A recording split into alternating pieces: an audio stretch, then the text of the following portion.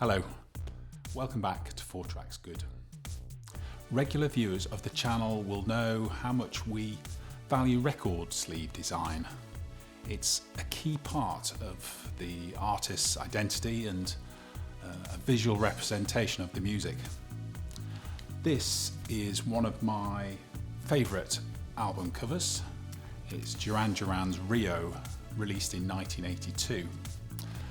In this episode, we are honoured to be joined by the designer behind this album cover and other iconic covers from the likes of Buzzcocks, Simple Minds and Peter Gabriel. We had the pleasure of sitting down with Malcolm Garrett, MBE. We talk about his career in graphic design, his creative process, and some of the stories behind those amazing covers.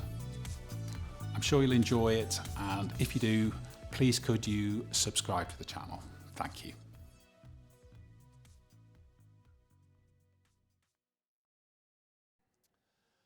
Well, unusually for 4 Tracks Good, we've taken a step or two up in the world. Firstly, we've ditched our dingy, atmospheric coffee shops for the delights of an upmarket wine bar, Atomica, in the delightful business region. Can we call it a business district? Because Manchester's been Manhattanized, hasn't it? Spinningfields. Spinningfields. This is Spinningfields, it is. Yes. I never understood the origin of the name. No. I'm a historian. I probably should know You that. can probably extrapolate, but There were spinning mills round the corner, apparently. So we'll go with that. would have guessed. We'll go with that. yeah, that's good enough for us. Yeah. And also, we for the first time, we're interviewing somebody who is a member of the British Empire. Member of the Order of the British. Oh, the Order of the British Empire. Apologies. Yeah. See, you can tell I haven't got that. I would know that. Somebody who is one of a very select band who is a royal designer for industry. And also, it's probably the first time, unless you correct me, Gary, we've interviewed somebody who's actually met Andy Warhol. So I'd like to welcome you, Malcolm Garrett, to 4 Tracks Good. Thank you for having me. It's lovely to have you. Always taught me to say. Well, she did a very good job. Very polite indeed. I'll have my slice of birthday cake at the end. Gary, that was your job, wasn't it, to sort the cake out? So, Malcolm, you're from Northwich. You went to school in Hale Barnes, but you deserted Manchester and obviously live in London now.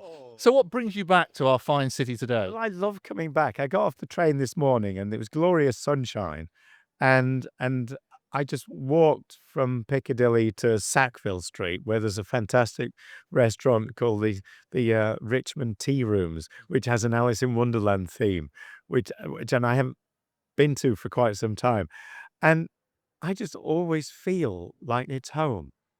I only need to be here 2 minutes and I just feel I'm relaxed. I sort of know the city so well. I mean, even though circumstances dictated that I moved to London when I graduated from Manchester School of Art, because there wasn't a music industry, really. There were some people doing things, good things in music, but there wasn't an industry. It was pre-factory records. It was sort of, Band on the Wall were doing good stuff, but that was mainly jazz orientated, so I wasn't a big jazz fan. But so it was a great city, but not a great city to pursue a graphic design career in the music industry. And within a few weeks of me graduating, then London had beckoned. The record labels that I had been working with, mainly United Artists and Virgin, all offered me more work. And so the only way to really, to realistically do that work was to move to London, which I did. And then once you're sort of settled in London, it sort of traps you. And try as I might, I never escaped.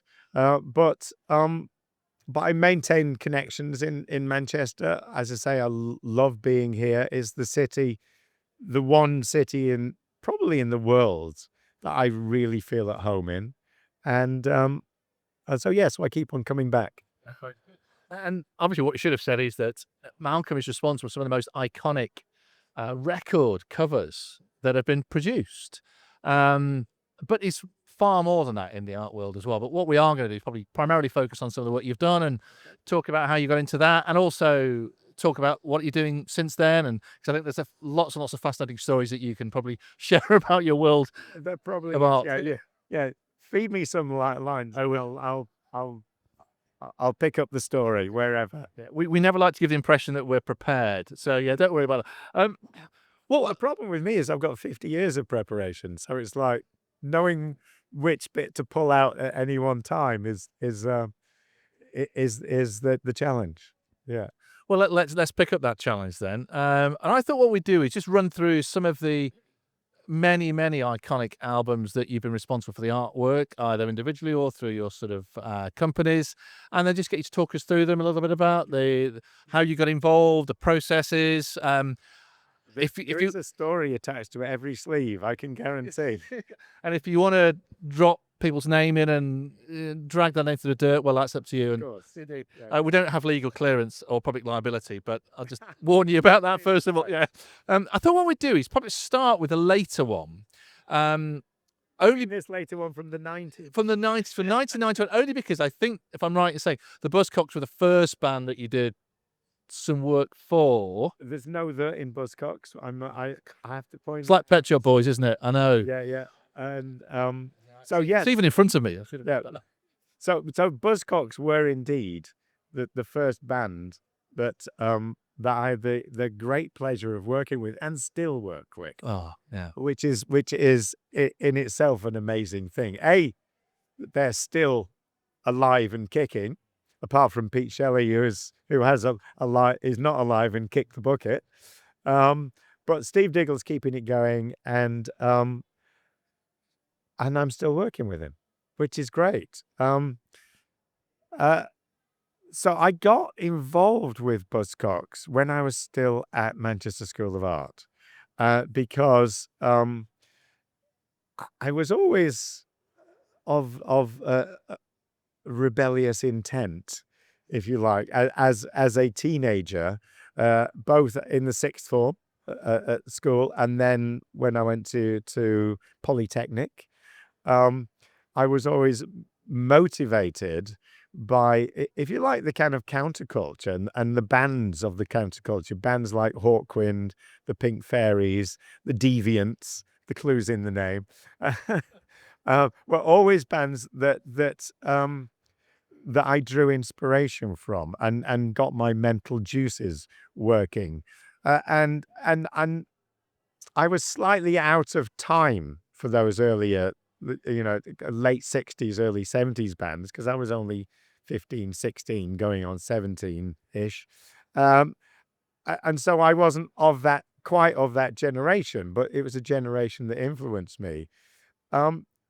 So I was always, if you like, primed to pick up on something that was more my generation, but had the same kind of drive and impetus. So what was that?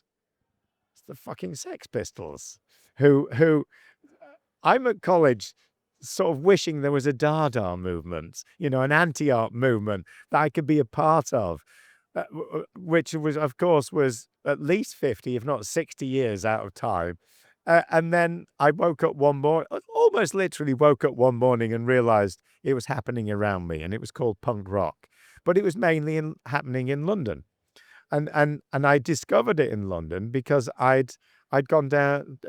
I'd spent 3 weeks doing an internment, a student placement at a design company, is something you did, and I stayed with a friend who had a flat amazingly above Bond Street Tube Station, and the design company was by Tottenham Court Road Tube Station, and her boyfriend was into the 101ers and Eddie and the Hot Rods, and talked about this band Sex Pistols. So we tried to get to see the Sex Pistols, but as usual, they never turned up. But I bought Anarchy in the UK and was like blown away. And that thing that I was half looking for or wished was happening was actually happening. And so I came back to Manchester and discovered that one of my classmates in college, who was in the year above me, Linda, was friends with this new Manchester band. I say new, they'd been around for 5-6 months, called Buzzcocks. And she introduced me to Buzzcocks. And they were about to put out their own record.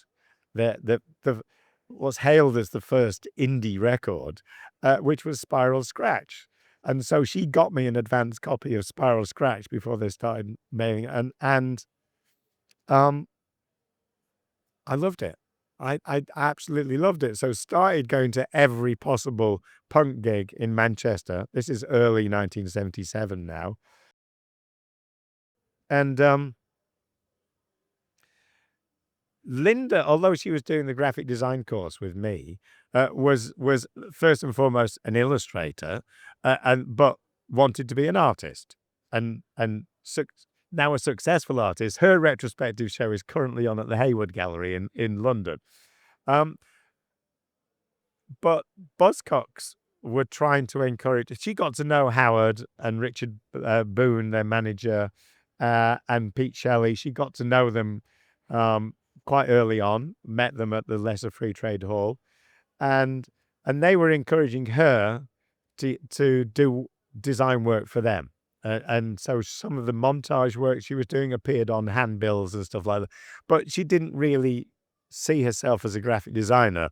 So she introduced me and said, I'm not a graphic designer, but I know a man who is. Classic stuff. And so we worked together on a few things. And the first thing, well, first of all, she introduced me and they wanted a poster design. So I designed a poster.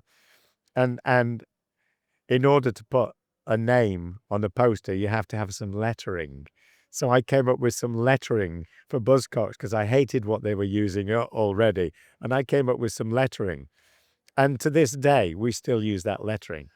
In fact, only this morning, I've just done a special version of that lettering to celebrate their 50th anniversary. So that'll be, it's Buzzcocks with 5 Zs. You'll see it shortly.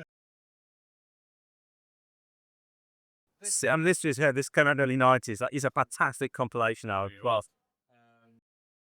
they just reformed as well around that time of trade test transition. Yeah, well, yes, they'd reformed to do a tour. And I went to New York with Richard Boone and Washington and saw them on the East Coast because they were always big on the East Coast of the United States. Boston was a big city for them. And yeah, so I went, and they were the best they'd ever been because, of course, by then they had all their great albums and all their great singles to pull the set from. You know, they weren't just touring the current album. They were just like, let's just play our best songs. And so they were really successful. But John Marr, the drummer, and Steve Garvey, Paddy Garvey, the bass player, didn't really want to reform. They were fine to do that one-off little tour, but they weren't into becoming the band again.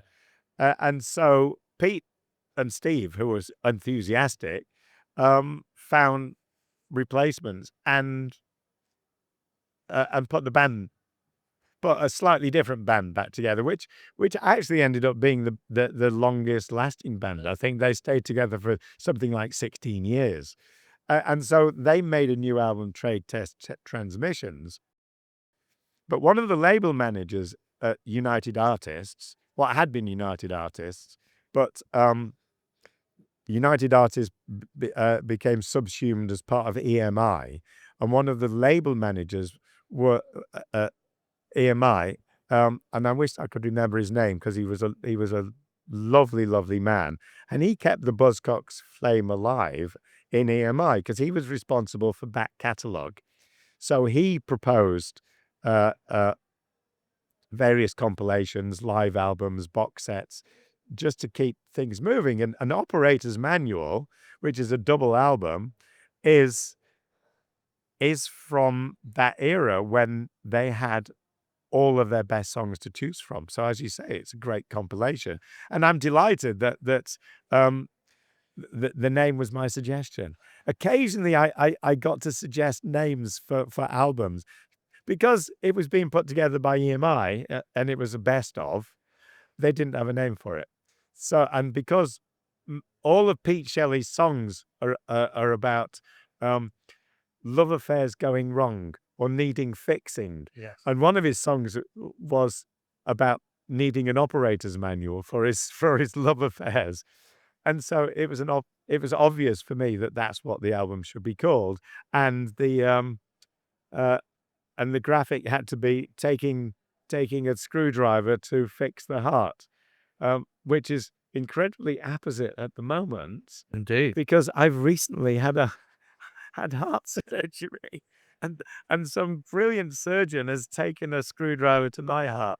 So it's interesting, and so whilst it's not one of their, if you like, original albums. You mentioned Trade Test Transmissions, which is a sleeve I also like. It is a sleeve that is from a period where I'm feeling much more confident as a graphic designer. And I actually feel that my design is a little bit stronger. I mean, jumping back a bit, Orgasm Addict, which was that first single sleeve that I did with Linda, was literally the first record sleeve I'd ever designed. And I look back on it, and not so much that one, but other record sleeves from the time, and I'm just learning how to do it. You know, in my head, they're a little bit thrown together. They're not as accomplished. And that is, I think, is an accomplished album sleeve. I mean, I'm not a great art critic, but it's a very bold sleeve, and I think it's a beautifully packaged double album, because many compilations are just thrown together. Yeah, it's an accomplished sleeve, but it picks up some of those earlier aspects of Buzzcocks-ness, in that the titles are going at all different angles, which if you look at the back of Orgasm Addict, the type is going at all different angles. So I was always conscious, if you like, of trying to make reference to things from the past, or build into contemporary things hooks that I could use in the future, which has worked out because, you know, people say, "Oh, I love that series of albums. How did you think all that through?" Again, well, I didn't. You know, you can't, when you're designing your first record sleeve for Orgasm Addict, you can't possibly imagine what is going to be a record that the band will write 2 years hence.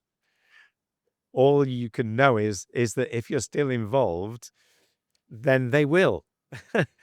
And you'll want to connect them well, I would. Yeah. You know, I like the fluidity of an idea that is able to flow and evolve from sleeve to sleeve, and it was fantastic that I was able to do that with Buzzcocks. And as I say, I'm currently working on the new Buzzcocks album. Yeah, that's incredible, isn't it? It's a great story. I'm not going to give away the title. No, because I don't think it's been announced. So, but talk about that point about building that relationship and the themes, and it's that evolution of style. If I could just pick up off the floor here, two albums by two ostensibly very different groups, so groups who had seen themselves very different when their albums would come out.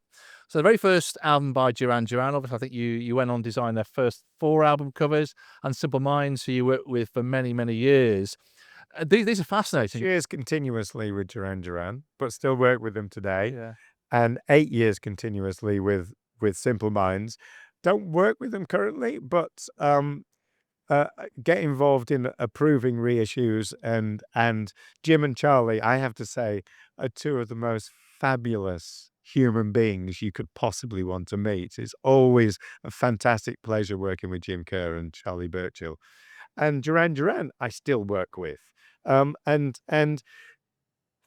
what's one thing that sort of delights me is people are still surprised that I worked both with Buzzcocks and Duran Duran.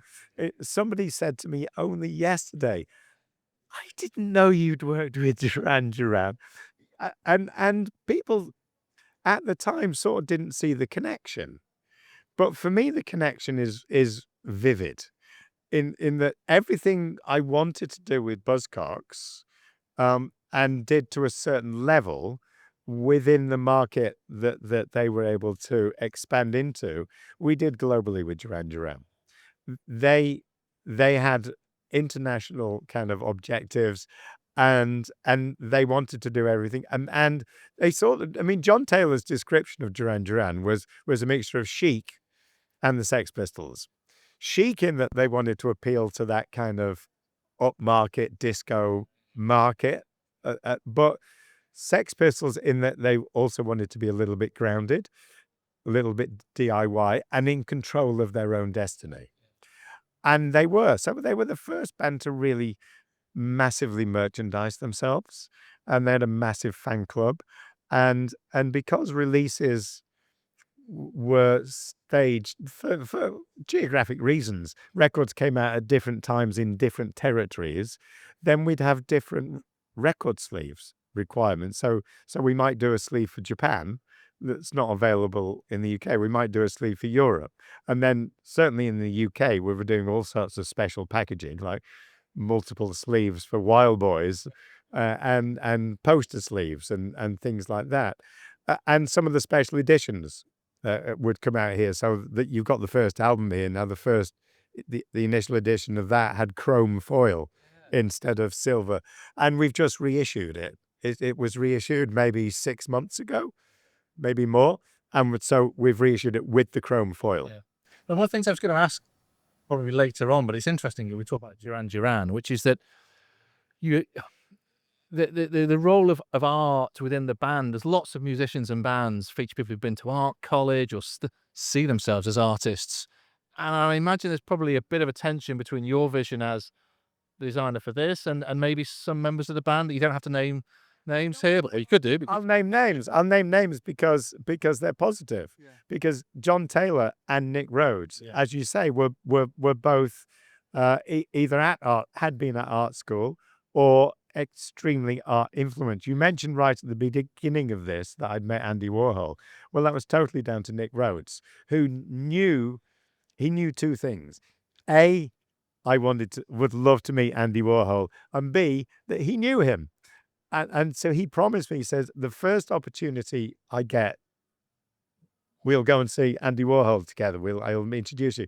And so lo and behold, 3 years later, I think it was, the band are playing Madison Square Garden, and Andy Warhol is backstage in the VIP party. So the first thing Nick does is introduce me to Andy. And this can go on my gravestone, I think. The first words that Andy Warhol said to me were, "Gee, so you're an artist too." I love your work with the Buzzcocks. But just that inclusive thing, you're an artist too. He brought me into that. Not, oh, I hear you're an artist. You're an artist too. And yeah, I think I will put that on my gravestone, actually. Yeah. With a classic G at the beginning.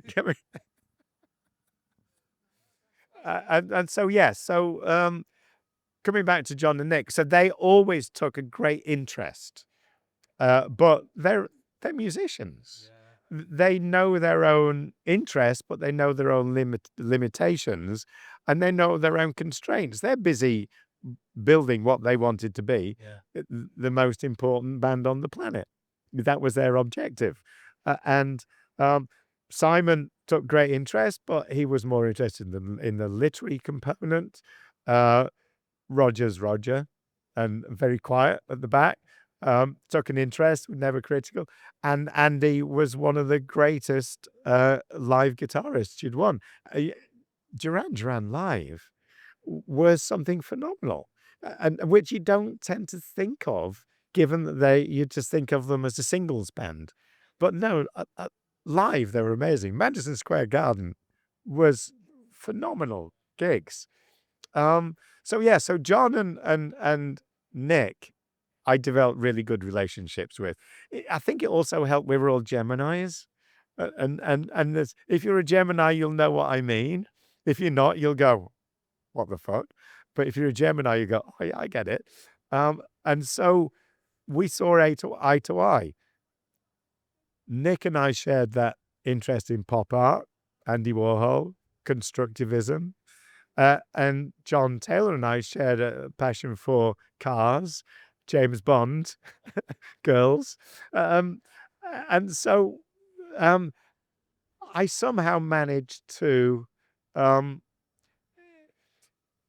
came to realize early that if you're going to be a good graphic designer in the music industry, you have to be a graphic designer. And therefore, you have to produce work that that fools the fans, so they think the band have done it.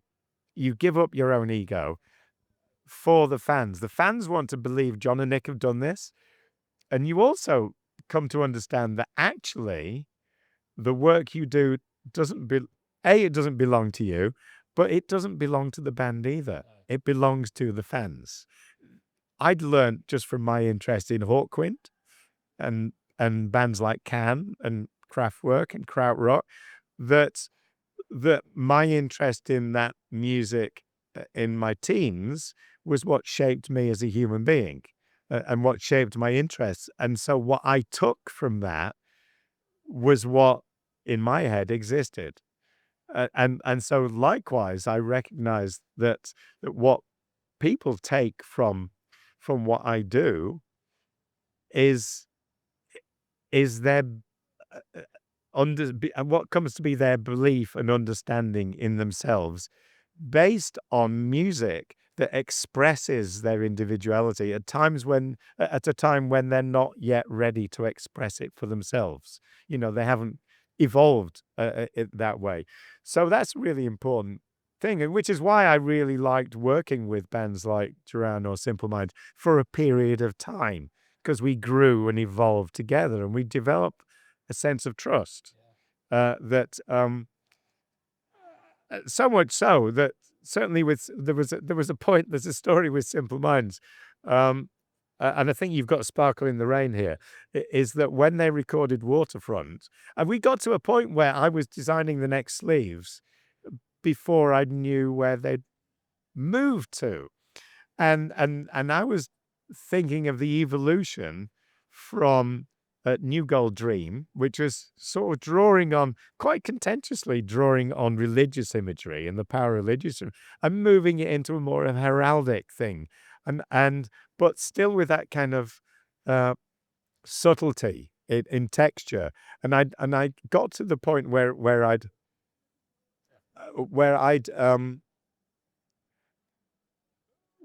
designed and had proved a sleeve for Waterfront. And the band hadn't seen it, and I hadn't listened to the record. And Jim got sent the proof, and he phoned me up. And I'm sure this was really hard for Jim to do because he was so nice. He phoned me up to say, "Malcolm, I don't like it. It's not right. It doesn't feel right. Have you heard the record?" And I said, "Well, no, I haven't heard the record. Let me send you the record." So he sent a cassette over of the recording, and I put it on and went, for fuck's sake, he's right. The music, the song Waterfront, as you know, is so strident and so powerful that this kind of textural subtlety that I'd put in the sleeves was all wrong. And so where did we end up? We end up with fluorescent orange and blue and really and this is my Simple Minds tartan in black and white. Well, what I like about that, there's a throwback there, I think, to, I suppose, the harder lines, the simplicity of some of the earlier colours as well, isn't there, as well? And I think it's interesting you mentioned that about Waterfront. I was going to ask about the degree to which you're influenced by what you hear when you produce it, or whether you're doing it in completely in isolation. Obviously, there's risks with that. It's sort of both. It's sort of both, and which is why I start simply. In fact, this first record which you brought along, Sons and Fascination, is developed from a sleeve and I've got to look at that I did for, it's not even on it, their hit single. Their first single, when they signed to Virgin, they'd had 3 albums out already on Arista, and they signed to Virgin. And by this time, I was a go-to designer for Virgin. So, I can't remember, Simon, not Simon Draper, the other Simon, called me up and said, "We just signed Simple Minds, but we're rushing out a single. We need a sleeve by Monday." Now, I knew Simple Minds from their great Arista singles, I Travel, and the other one I can't remember. And so I knew sort of what they sounded like. But I hadn't met them, and I hadn't heard the new record. So I sat in front of the television with my 35mm camera and photographed images off the television and just thought, okay, well, this sleeve's going to be simple. It's going to be white. I'm not going to commit to any kind of anything too strong. And it's going to have multiple numbers of images so we can go off in different directions. It's actually got Elizabeth Taylor. Supplies were even from a film called Suddenly Last Summer. And I'm surprised we were never sued for that. We probably will be now. And so I did this simple sleeve, much as I had done for the very, very first Duran Duran sleeve, i.e. not committing myself to something that I can't move from. But as time moves on, so Rio, second Duran Duran album, in many ways is the archetypal Duran Duran. Now, I've been working with them for a year. I got to know them as people. And so whilst I'm not trying to emulate a particular song or a particular set of songs, I'm trying to capture the mood and represent the people who are creating this musical atmosphere. Or isn't there, I think? Cover, I think, with that. Yeah, I mean, and there's a whole interesting story to attach to how that came about, and my response to, my graphic response. But I have to say, I've done, I don't know how many sleeves I've done, but I worked for over 100 bands, so I've done plenty of sleeves. But by far and away, that sleeve is the one that gets the most attention and acclaim. And the most people come up to me after gigs or if I give a talk at a college, and the best thing that I ever hear someone say is, "This record sleeve made me want to become a graphic designer," and I've heard that so many times, and that means more to me than earning any royalties off the t-shirts. Yeah. But And one of the things I suppose that might present a challenge or be intimidating is where you work with an artist who's got a very established and strong visual image, certainly where his album covers are concerned. And one that immediately comes to mind for me is someone like Peter Gabriel, who obviously started off working with Hypnosis. And then when he brings out So, it's very different because you see a very clear, very mid-80s image, don't you, there? It's very Peter Samuel. It's a great It's sleeve. a fantastic sleeve. So to take on the brief for his next studio album must have been pretty daunting, and here we have it for us here, which I think it's is it 92 it came out? I think it was 92 because I bought it with my first ever paycheck. But yeah, that's... Well, the story attached to that is that I wasn't briefed on it.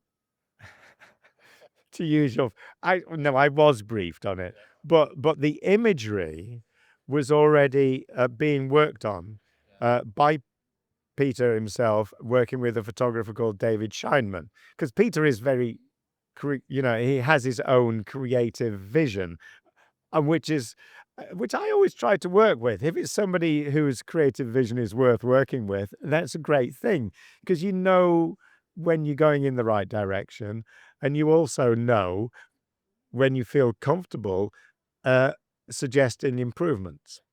And this came about because this is on his own Real World label, and this coloured strip down the edge was the it is the branding that we'd worked on my studio sorted images, mainly Gary Mowat, who was a designer, worked with for many years. He worked on a lot of the Simple Minds sleeves with me. Had come up with this branding, this minimal branding. If you take that away, it's a record sleeve. If you put that on it, it's a real world record sleeve. That's all you needed to put on. That's very clever. Onto anything. And we had this idea that you could cut out a square mask, throw it in the air, and wherever it landed, whatever was in view in that square mask, if you put a strip on it, it could be a real world sleeve. So what I'm trying to get around to saying, taking a long-winded way, is that we had designed a number of sleeves for real world. So if you like, the format was set, that colored strip, the typography, the way the typography worked, where it all sat, Bembo's the typeface, and this came about because Peter was very into world music and wanted to release artists from around the world. He just, after the success of So, he signed a deal with Virgin to put out his real world records, and Virgin very sensibly, commercially suggested that he should put his money where his mouth is and put his own albums out on his own label. And so I think the first release was a Peter Gabriel album. It was a soundtrack album. Is that the Passion? It was. Yeah. Passion. And then there was another album called Passion Sources. That's right, yeah. And 3 other albums. We did a box set with the 5 albums were produced as a package. Nusrat Fateh Ali Khan, the amazing Indian singer who died recently, I think, and a couple of others whose names escape me. So this was, it's probably got the number on it. This was... It's a 2016 reissue, so they might not have it. So this was a later real world record, so we knew how it was going to fit. But as I say, the image had come together. But we're right at the beginning of using Macintosh computers. We'd been using computers for quite some time, for about 6-7 years maybe, of different types of computers. And then Macintosh had just introduced, introduced a color computer. You could work in color as opposed to black and white. And there was a piece of software called Photoshop. That would never take on. Whatever happened to that? I don't know. and so we were early investors in the Macintosh dream. And but Photoshop required a lot of processing power, and Macintosh was not delivering an awful lot of processing power at the time. And Peter and the photographer had decided that they liked this body shape and this blurring in the body, but they didn't like his face, his head. So we used Photoshop to impose a different head on this body. And the processing time was so slow that if we moved it a quarter of a degree, we'd have to wait 20 to 30 minutes for it to process and settle. And then we decide, nah, it was better as it was, and move it back again or move it further. And so there was a lot of work went into it, but creatively, if you like, the brief for the image, I can't claim any responsibility. It's an interesting one because the more image. Yeah, and the more you look at it, the more it reveals. You say whether it is the sort of shading around his arms, even the cables there, or the lines in the background. And I think we maybe had to put I remember there was 2 different things, and I think the head was one, but I think putting the body onto a different set of cables as well, because the way they'd fallen. And I can't think, apart from his first album, which is set in blue, and there's a sort of yellow sleeve-ish for his fourth. They tend to be of a transparent or a darkish hue or black and white, all his previous one. So is it a deliberate decision to sort of go with very bold colours with this one? And if so, I suppose, where did that come from? Well, the colours came, as I say, came about Because of technology. from that photo session. Yeah. But we transferred the colours onto the back, of course, and the album was called Us. Now I love typography, so for me, this is a great story, you know. For me, the typography had to be very large, So this is a bit of the background from the photo. I think it's off camera. This paint splash was a small thing in the background of the front cover image, which I blew up large. So it had to have this red and blue. But so the album "So" had strong "So" lettering on the front. So I wanted strong "Us" lettering. So for whatever reason, I don't know, I put a U in a square and the S in a circle. Now, at this point in time, this is 1992, as you say, and I did not visit Berlin until 1998. And then I've been back to Berlin several times, but it was possibly as recently as about 2005 or 2006. I realized that the symbol for the U-Bahn was a capital letter U in a square, and the symbol for the S-Bahn was a capital letter S in a circle. Different typefaces, but I mean, it's got no relevance whatsoever. I just think it's interesting that somehow it's got the Berlin Where did that come from on the sleeve. Indeed, and if you go back right the way to Simple Minds, the influence of krautrock on them as a band as well as something. And the thing that strikes me about that cover is, and you look at it, and whether it's deliberate or not, it makes you think. It's a similar kind of blurry. And that's it. It makes you feel actually that it's a sort of Eastern European, or it's Berlin.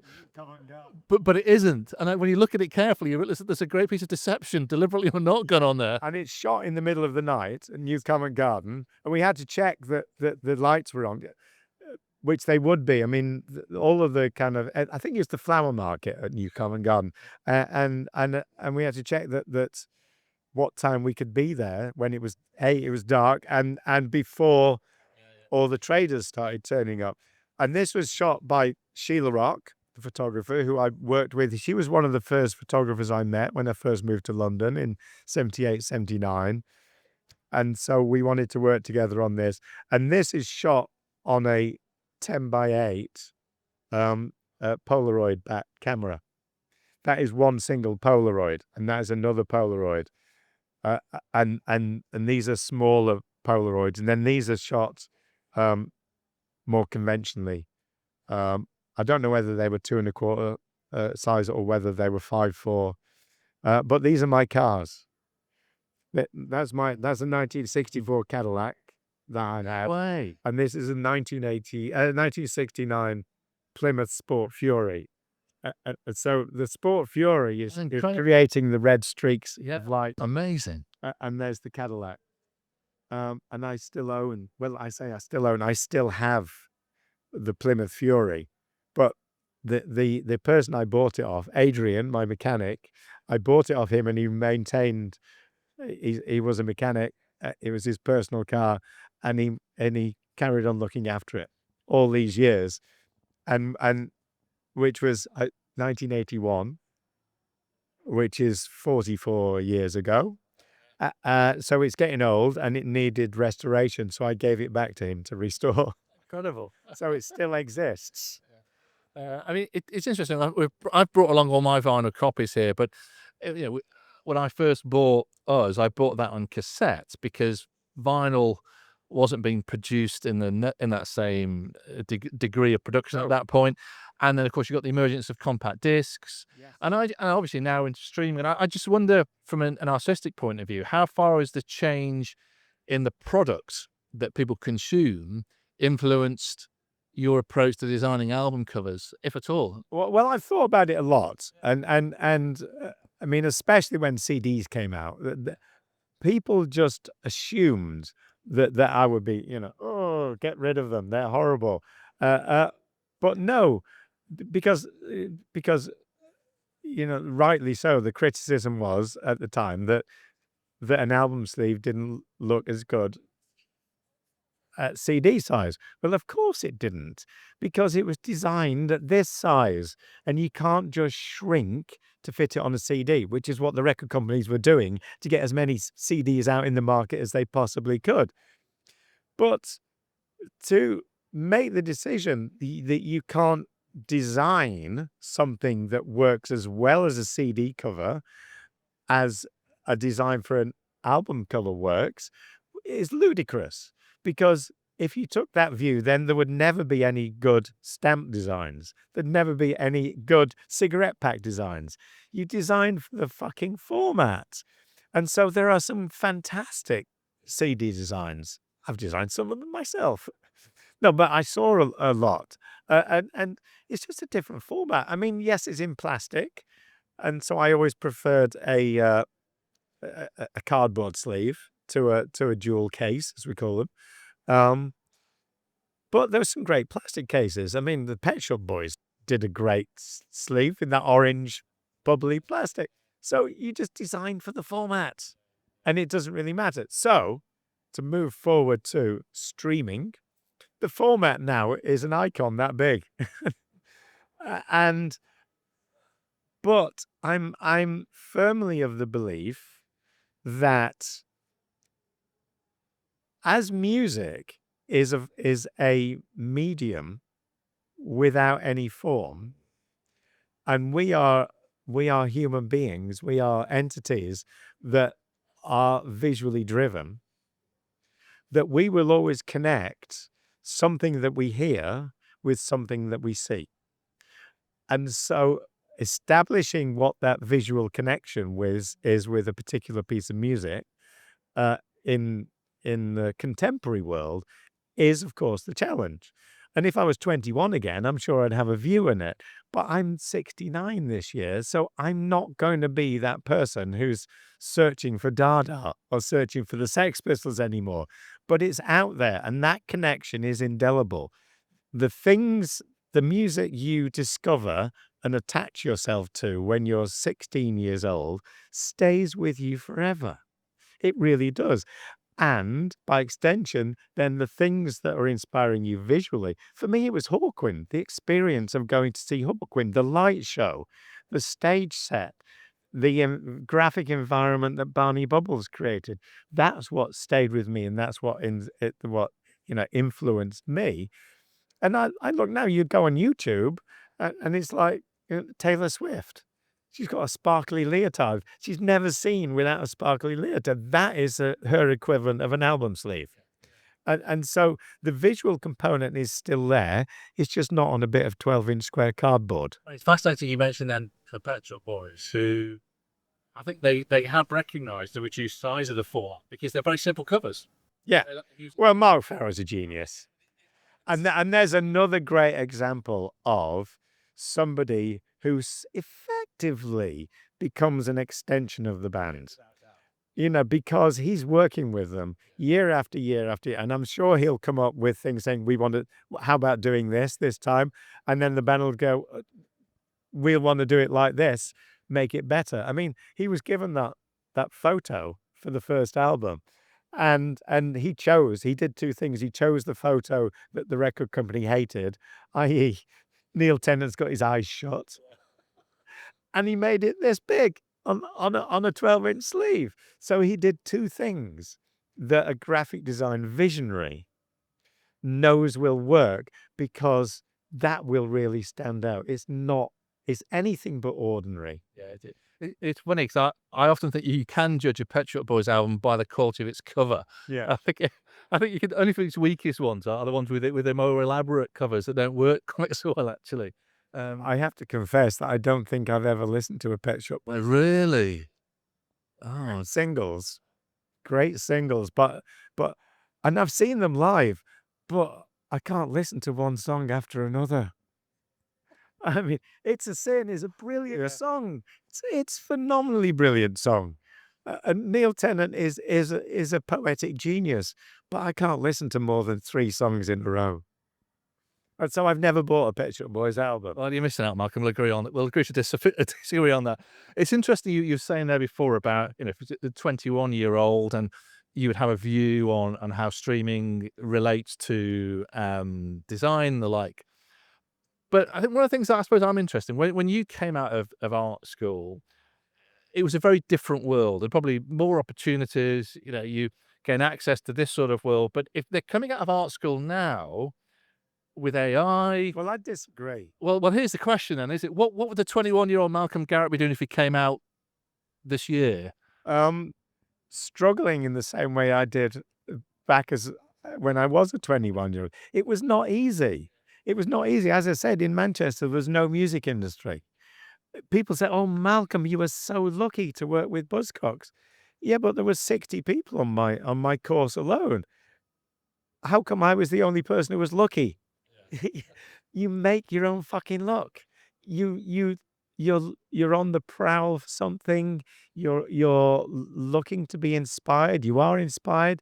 You're looking for a vehicle, for an outlet, and when you see something, you seize it, and you do it. What we're not talking about now is all the things I did do that were shit, because they haven't survived. Luckily, the things that survived were the things that actually worked at the time. And so it's very easy to misread that. So what would I be doing now? I wished I knew. That was the point I was making. There are people out there who are doing it, I'm sure. I speak a different language to today's 21-year-old. I try hard to work out what that language might be. I consciously went and watched all those Taylor Swift. What she got that and some things I get and other things I don't get, but I'm sure there's a load of stuff I'm completely missing. It's passing me by because I'm not in the environment. And so I would never, ever dismiss a time and say, "Oh, things were better in my day." No, they weren't. They were just as bad and just as good. And potential is always there with people. And human beings don't change. What drives them, what motivates them, doesn't change. My dad was into big band jazz. He introduced me to Glenn Miller and Duke Ellington and Ambrose in his orchestra and stuff like that. And he was as passionate about that music when he died as he was when he was a 21-year-old. And it's the same thing. It's the same essential stuff. It's just the format's different. And I think the same is true today. So, answers on a postcard, please. If you're 21, tell me what you're into. I want to know. Yeah, judging by the number of people who watch our clips on TikTok, we probably don't get that many 21-year-olds watching, but hey, maybe that will change. Well, we always ask everybody the same question, Malcolm. So just to wrap this up then, can you remember the very first record that you bought? And can you remember where you bought it from? Okay, there's two answers to that question. The very first record that I was given as a 7-year-old was Can't Buy Me Love by the Beatles. And I still have it. Wow. And it's in the Special Collections Museum at Manchester Metropolitan University here in Manchester. That very record. The second one was Hard Day's Night. And the third one, which I think is the greatest single of all time, is Help. And they're all there. The first album I bought as a teenager would have been in 1970, I think. And it was Led Zeppelin 3. Which I thought was a monumental album. Weirdly, at the time, Led Zeppelin 3 came in for a lot of criticism by the music press because it wasn't Led Zepp 2. Now, at that point, I hadn't heard Led Zepp 2. My wonderful dad, who I just mentioned, bought Led Zeppelin 2 for me for Christmas that year. So Led Zeppelin 3 I bought in a record shop in Altrincham. And I used to take the train from Northwich to either Hale or Altrincham to go to school in Hale Barnes. And if I got in early, then by the time I was getting to 15, 16, I wasn't going into assembly. I'd just turn up at the end of assembly and go into class. So I used to go into the records. There was My head's disapproving look. Yeah. There were, well, it was all religion. It would be Ambrose. Yeah, it would be. And so I think there were 2 record stores in Alty, and I would go in to the record stores, and that's where I bought Led Zeppelin 3. And to this day, I kick myself for not buying a copy of the Velvet Underground first album with the peelable banana. Ah, yes. The first Velvet Underground album I got very early on, and it was a double album compilation. And yeah, I loved the Velvet Underground from then on. That would be from the age of 16. Yeah. Whereas I got Led Zeppelin 3, I would have been 13 going on 14, something like that. It's been a real privilege. It's just been fascinating to listen to all of you. As I said at the beginning, I obviously like the sound of my own voice telling these stories. If you've got great stories to tell, then tell them. And I think it's worth people knowing that these are all available to have a look at the art online, and you have got that collection at MMU, which I was going to mention as well. The Malcolm Garrett collection. Well, the Malcolm Garrett collection is stuff that I've collected. It's toys and games and books and records, which is why it has all this Beatles memorabilia in, and I have a lot of Jerry Anderson memorabilia. I saw that, yeah. And Jerry Anderson was a huge influence on me from the age of 9 or 8 or 9. I first watched Supercar and then Stingray and bought TV 21 from when it was launched in 1965. And in recent years, I've got to know Jamie Anderson, who's Jerry Anderson's son, who is a wonderful man. And he got wind of the fact that I've got a largest collection of memorabilia, which is what I spent all my money, earning money designing record sleeves. I very early spent buying those annuals and those books and those toys and games that I either had as a child and was lost, or didn't have and wished I had. And so this year, Thunderbirds is 60 years old, and Space 1999, for you slightly younger folk, is 50 years old.